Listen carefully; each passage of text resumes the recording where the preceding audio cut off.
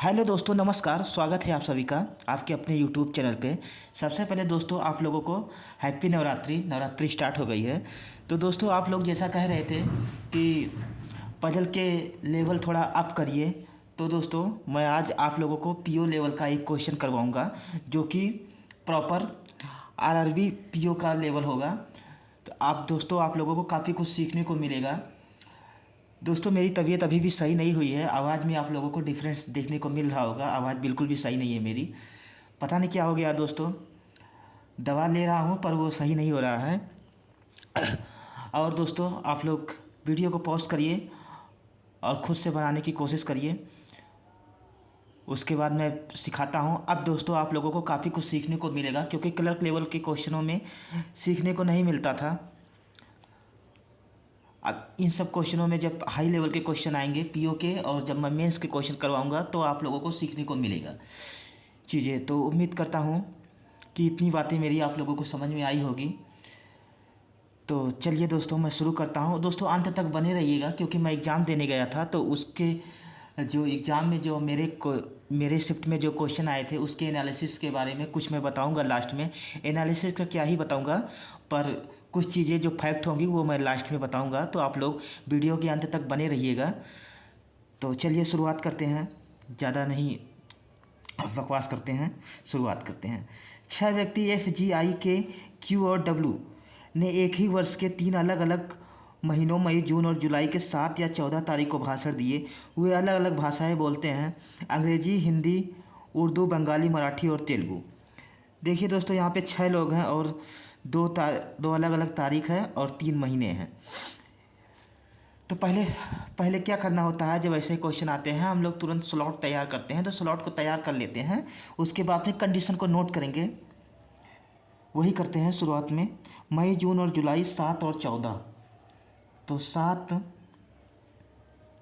14 7 14 और ये 7 और ये 14।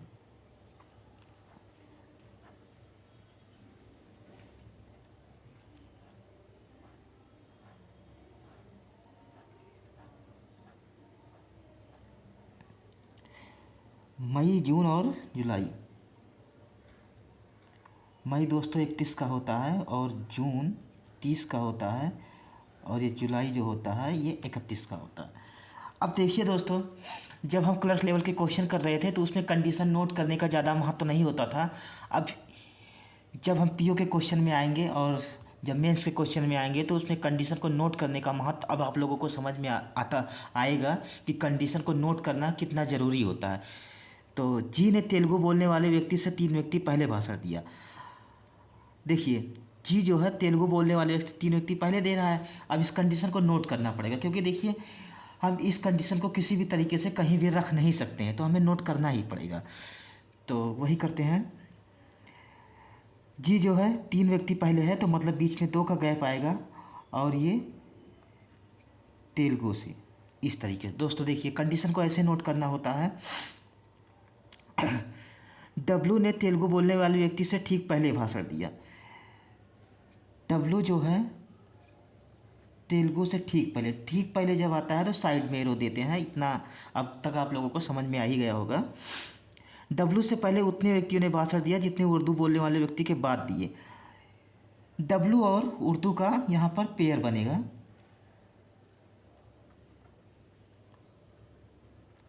पेयर आप लोग इतने दिन से देख रहे होंगे ना, समझ में आ ही गया होगा कि पेयर क्या होता है। Top bottom second, top second bottom, ये पेयर होता है। तो ऐसे डब्लू और उर्दू का पेयर बन जाएगा यहाँ पे। अगला देखते हैं। दोस्तों वीडियो लंबी हो सकती है क्योंकि अब वीडियो लंबी ही बनेगी। पहले 5 मिनट में 6 मिनट में ख़त्म हो जाता था, अब 10 मिनट तो लगेगा ही कम से कम। उर्दू बोलने वाले व्यक्ति और आई जो तेलुगु नहीं बोलता है के बीच एक व्यक्ति ने भाषण दिया।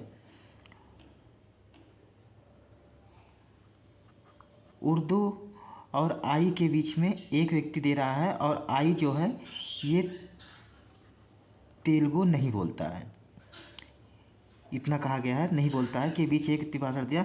एफ ने क्यू से ठीक पहले भाषण दिया। एफ ने क्यू से ठीक पहले भाषण दिया है। तो साइड में एरो देंगे क्योंकि ठीक पहले कहा गया है। या तो एफ या तो क्यू हिंदी बोलते हैं, दोनों में से कोई एक जो है वो हिंदी बोलता है। इस कंडीशन को याद रखिएगा कि दोनों में से एक कोई है, दोनों नहीं है, दोनों हो ही नहीं सकते, कोई एक ही होगा, क्योंकि 6 भाषा भी है और 6 लोग भी हैं। ना तो जी और ना ही आई मराठी बोलते हैं। अब देखिए दोस्तों, मराठी जी और आई नहीं बोलते हैं। अंग्रेजी बोलने वाले व्यक्ति ने मराठी बोलने वाले व्यक्ति से ठीक पहले भाषण दिया है। मराठी के ठीक पहले जगह नहीं है, नहीं तो मैं इसके ऊपर ही लिख देता।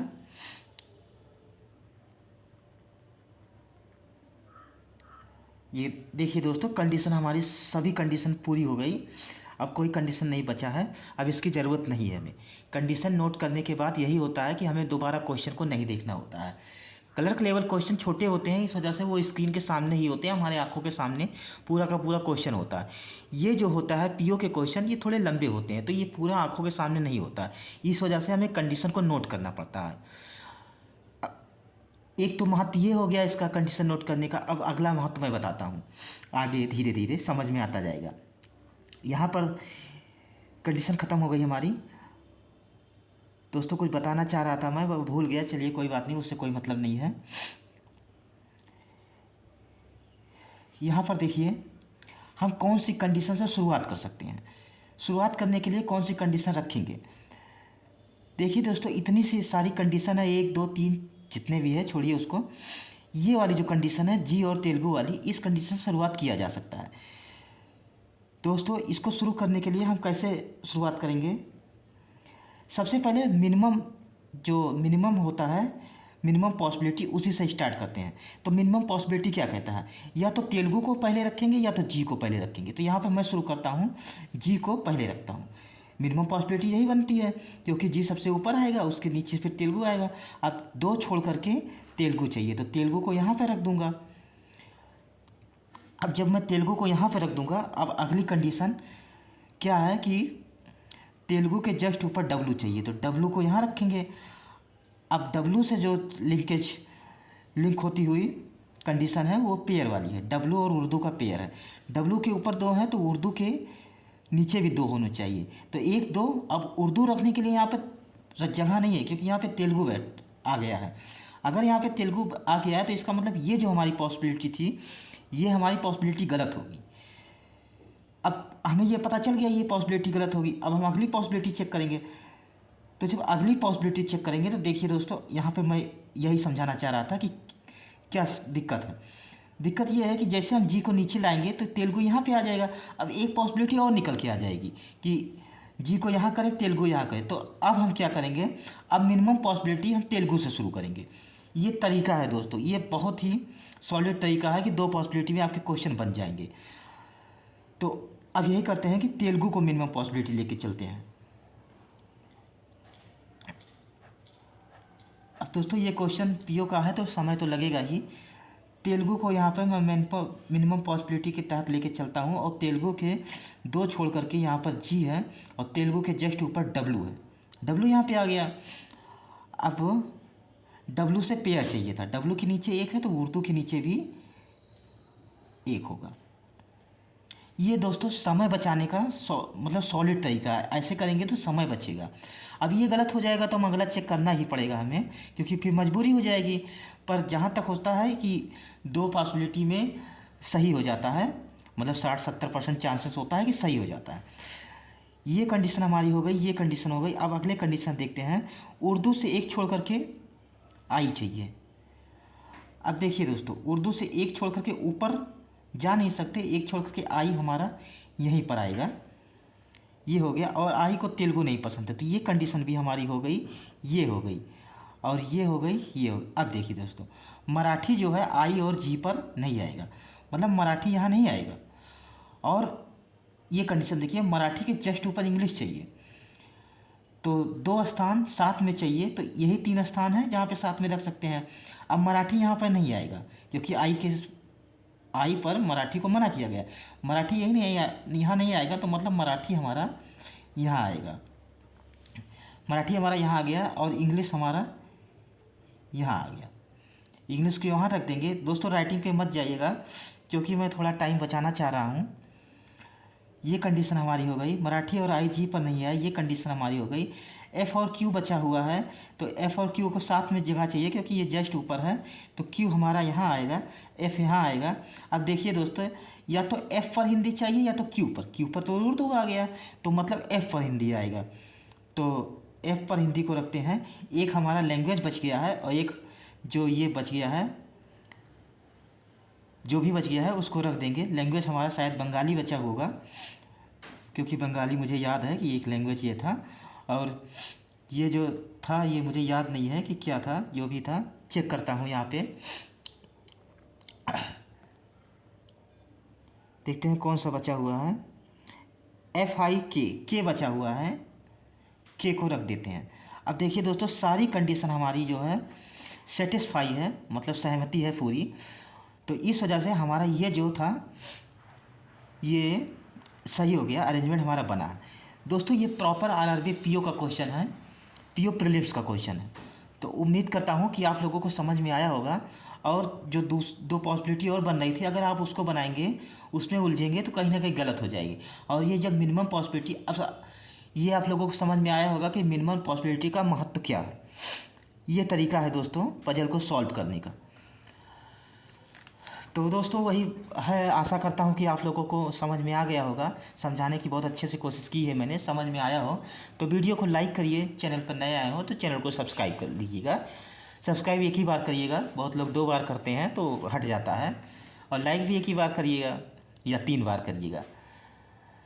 दोस्तों अब बात करते हैं कि मेरे शिफ्ट का एनालिसिस जो बताता हूँ। अब एनालिसिस क्या है कि दोस्तों यूट्यूब पे तो सारा कुछ हो गया है, हर कोई चैनल पे अपने अपने एनालिसिस ले ही आता है। जो बड़े क्रिएटर लोग होते हैं, जो बड़े टीचर लोग हैं, उन्हीं की बात कर रहा हूँ मैं। वो लोग तो एनालिसिस ले आते हैं, लेकिन अब मेरे पास इतने संसाधन नहीं है कि मैं नहीं ला सकता। तो मैं पेपर देने गया था तो मैं अपने का ही बताता हूँ। दोस्तों क्या है कि 2 सीटिंग अरेंजमेंट आया था और 2 पजल आया था, और जो भी था पूरा डॉट मेथड पर कनेक्टेड था। डॉट मेथड से कनेक्टेड था। सिलॉक्स के क्वेश्चन थे और इनइक्वालिटी के क्वेश्चन से अल्फ़ा न्यूमेरिक नहीं था, न्यूमेरिक का था, इतने था। और एक मीनिंग वर्ड जो होता है वो था।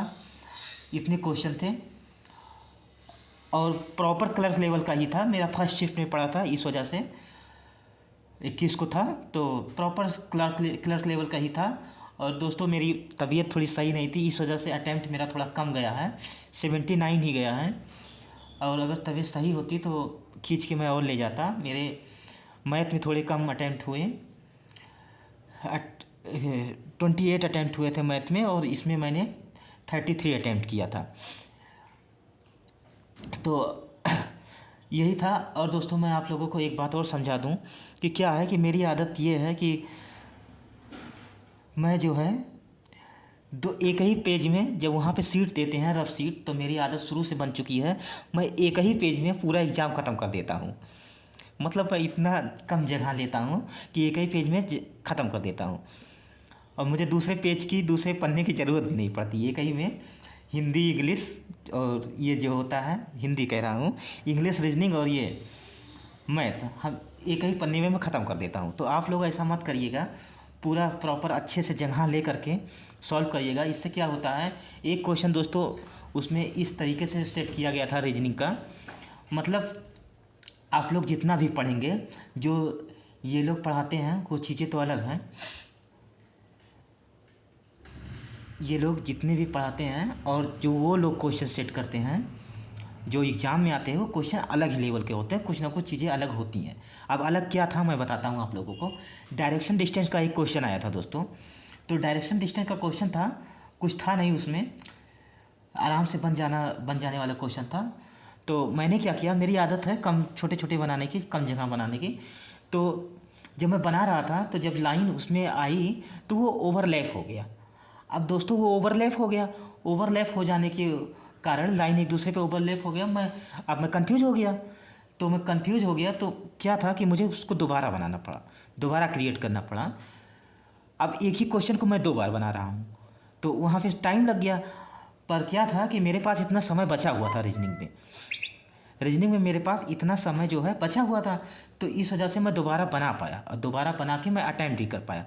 पर हो सकता है कि आप लोगों के पास इतना ना बचा हो, क्योंकि अगर वो क्वेश्चन मैं नहीं बनाता तो मैं 18 मिनट में ही पूरा सॉल्व कर दिया था रीजनिंग का। रीजनिंग का 18 मिनट में सॉल्व कर दिया था। 2 क्वेश्चन मैंने छोड़े थे, क्यों छोड़ा था मुझे नहीं पता, पर मैंने छोड़ा था। तो यही बात मैं समझाना चाह रहा था कि इस तरीके से एग्ज़ाम देना होता है। अब मेरे पास समय था तो मैं दोबारा बना पाया, सबके पास समय नहीं होगा तो दोबारा नहीं बना पाओगे। तो आप लोग उसको प्रॉपर अच्छे से समय लेकर वहाँ सीट दोबारा भी देते हैं। और मैंने तो पेन भी ले लिया था, मैं क्या लेकर भी गया था और ले भी लिया था। मैंने कहा मेरे पास नहीं है और मैंने ले लिया था। इतनी सी बातें हैं दोस्तों, आप लोगों को समझ में आई होगी। एनालिसिस का जो मैंने बताया ये भी समझ में आया होगा। ये क्वेश्चन ऐसे फंसता है और एक ही गड़बड़ाएगा, पूरा गड़बड़ नहीं होगा। गड़बड़ या तो एक DI गड़बड़ हो जाएगा, या एक पजल गड़बड़ हो जाएगा, या इसे किसी तरीके से क्वेश्चन में आप उलझ जाओगे। ऐसे गड़बड़ होता है एग्ज़ाम, और एक गड़बड़ होने के बाद पूरा एग्ज़ाम आपका बेकार हो जाएगा, पूरा एग्ज़ाम ख़राब हो जाएगा। अब मुझे एक्सपीरियंस हो चुका है तो इस वजह से मैं उतना मैनेज कर लेता हूँ। तो इस वजह से देखिए एक्सपीरियंस भी ज़रूरी होता है। तो आप लोग एग्ज़ाम दिया करिए, एग्ज़ाम देने से एक्सपीरियंस मिलेगा, ज़रूरी होगा। ऐसे मैं एक एक्सपीरियंस शेयर करता हूँ आप लोगों को। मेरा थोड़ा दूर सेंटर चला गया था एक बार की, मतलब कि शायद 22 की बात है कि 23 की बात है, 23 की बात है, शायद 23 की है। मेरा एग्ज़ाम दूर चला गया था तो मैं टैक्सी से गया था। तो टैक्सी से गया था तो दिक्कत क्या हो गई थी कि मैं मैनेज नहीं करता हूँ, टैक्सी जो है वो मुझे दिक्कत हो, तो मुझे चक्कर आने लगे थे। तो जब चक्कर आने लगा था तो मुझे एग्ज़ाम हॉल में भी चक्कर आ रहा, ये RRB PO का ही एग्ज़ाम था, तो वहाँ चक्कर आने लगा था मुझे। तो उस वजह से मेरा वो एग्ज़ाम पूरा ख़राब हो गया था, PO का था, पूरा ख़राब हो गया था। तो ये सब चीज़ों का भी ध्यान देना होता है। मतलब यही नहीं होता कि आप मेहनत करते जाओगे, मेहनत से ही सफलता मिलेगी, नहीं, ऐसा नहीं होता है। मेहनत और किस्मत दोनों साथ में चलता है, ये रियलिटी है। ऐसा नहीं है कि आप मेहनत, जो कहते हैं पंखों से नहीं है हौसलों से उड़ान होता है, ये सब फालतू की बातें हैं। मोटिवेशन ऐसा कुछ नहीं होता है। मतलब सुनने में, कहने में अच्छा लगता है, लेकिन हकीकत इससे परे होता है। मेहनत करिए, साथ में कुछ ज़रूरत भी, किस्मत की ज़रूरत भी होती है। किस्मत रहेगा तभी हो पाएगा, तो इस तरीके से भी होता है। तो मेहनत करिए, ये ज़रूरी है, साथ में और भी चीज़ें ज़रूरी है, उन सब चीज़ों को भी मैनेज करना होता है। चलिए दोस्तों, बातें बहुत हो गई, इसका कोई मतलब नहीं है। आप लोग तैयारी करिए और आगे जो एग्ज़ाम आएंगे उसका अच्छे से दीजिएगा। अभी 27 को भी है क्लर्क वालों का, SBI क्लर्क वालों का, वो लोग भी अच्छे से देंगे। धन्यवाद दोस्तों। अब मैं मिलूँगा अगले में। दोस्तों क्या है कि जो मैं सीरीज, चलिए वो अगले क्लास में बताएंगे, जो भी बताना है। आप लोग वीडियो को लाइक कर दीजिएगा, चैनल पर नए आए हों तो सब्सक्राइब कर दीजिएगा। Thank you so much.